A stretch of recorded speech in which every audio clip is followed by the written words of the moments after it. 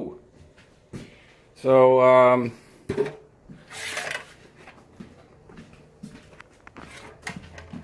Brittany linked the video, and sorry, I'm gonna get the camera stabilized here. To a cover of a Britney Spears song. There we go. And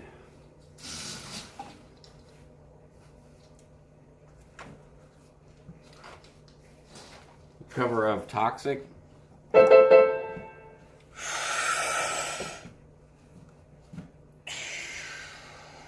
Incorrect breathing. Correct breathing.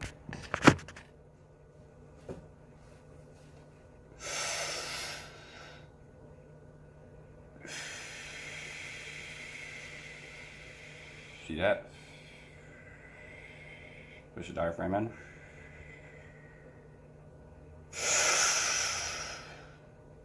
Stomach gets bigger.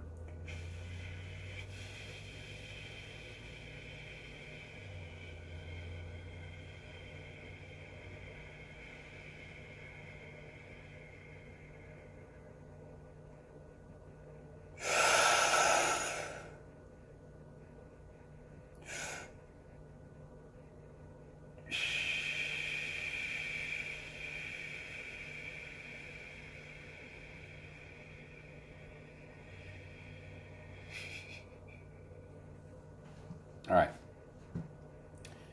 Now, one big, three small.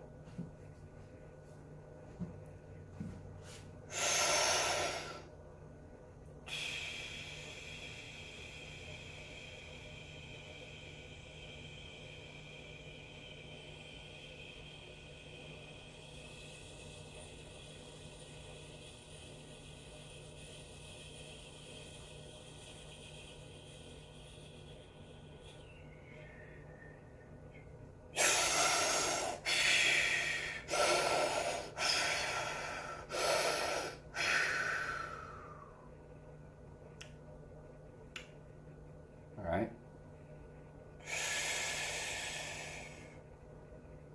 One big.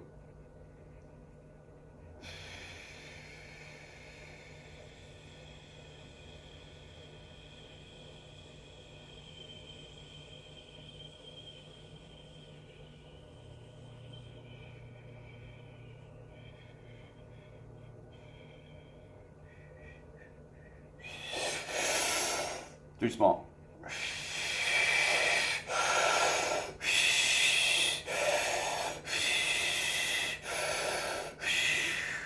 All right, you get the idea.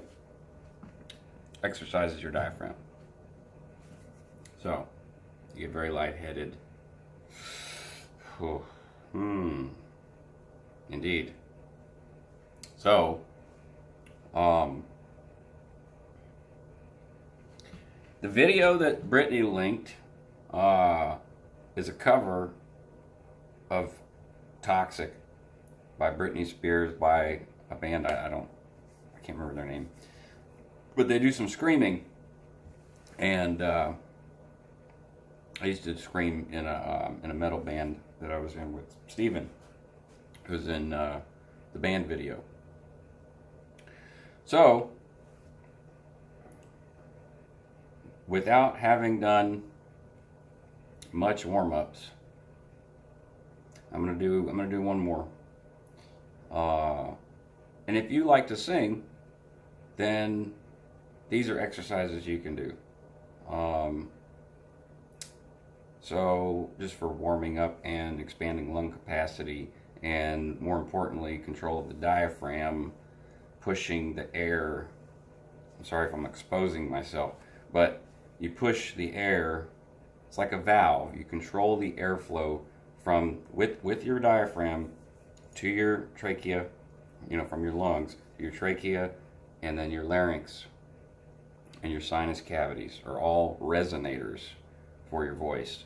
So in your voice, in your larynx, you have a set of false chords. It makes sounds like this, and it's what people use when they get a throat surgery. That's how they still talk. And then you have your vocal folds.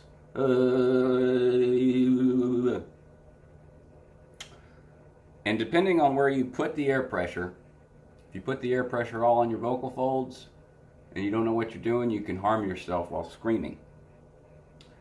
But if you push the air past and you use muscle control in both the false cords and the vocal folds, you can scream in pitch. So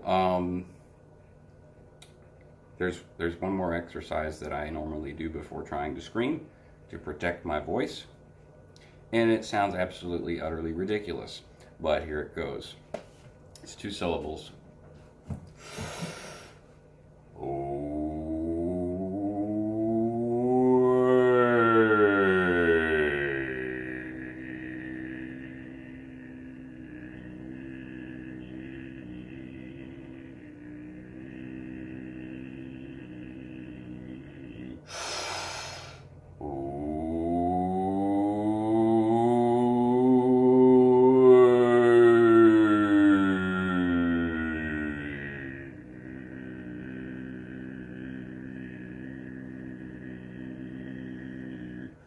And when you do that, you are slowly creating a perception and body feedback and muscle memory of all of the resonators, from your lungs, your chest, to your throat, resonating in your throat, resonating in the upper part of your larynx, resonating in your palate, resonating at the top of your palate, and resonating in your sinuses. It's a pretty important part of learning how to scream. So, and I don't know if anyone knew that I knew how to scream. So I'm going to scream. Screaming in A minor.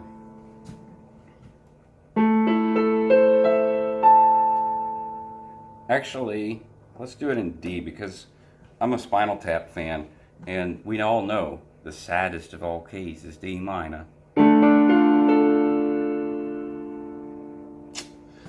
So, let me move the camera a little bit here. There we go. Okay. Screaming in D minor.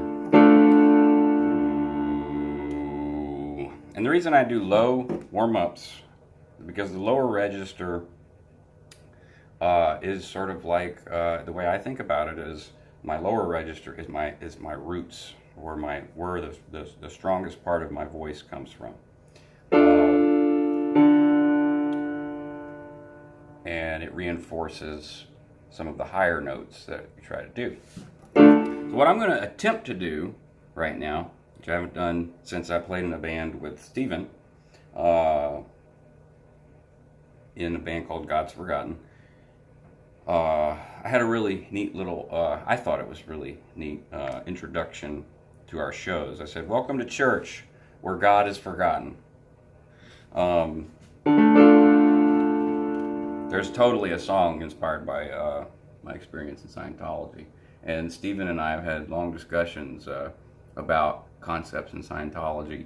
And amazingly, Stephen is an amazingly intelligent person, and a very compassionate and feeling person, you know. Sensitive, very sensitive, very aware of things. It's like he can pick up on very subtle cues.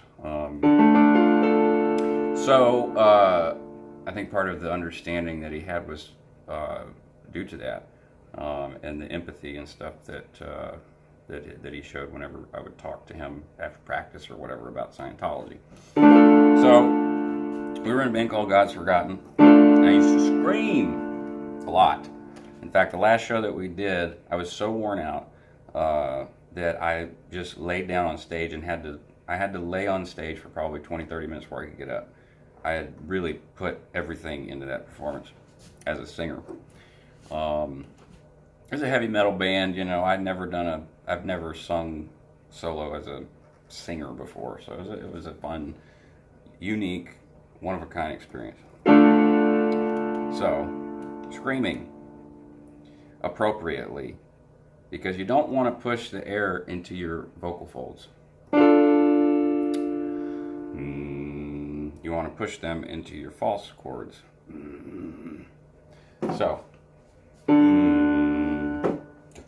excuse me.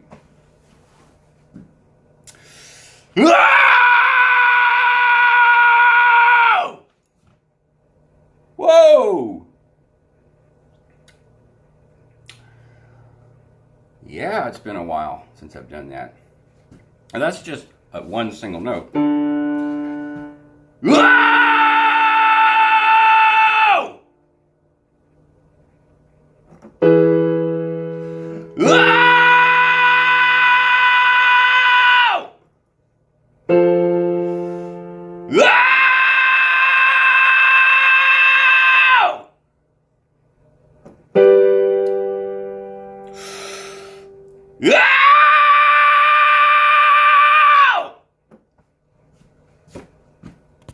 That's about enough of that. And you see the blood vessels in my face. No, that's a lot of the students that I had wanted to know how to scream and stuff, and the real secret to it is I didn't learn it. It was Melissa Cross that taught me. So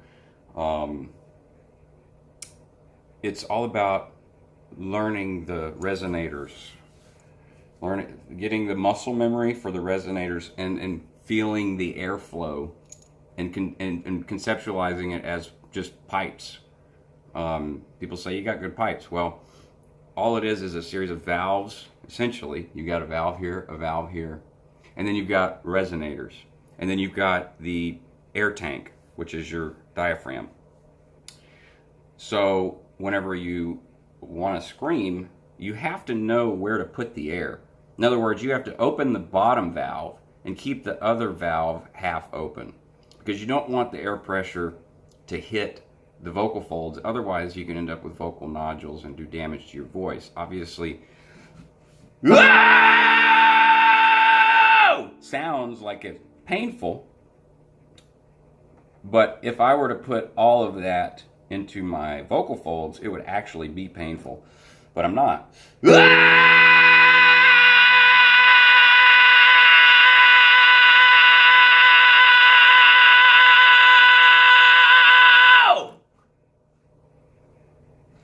Anyways, I figured I'd do a creative processing video.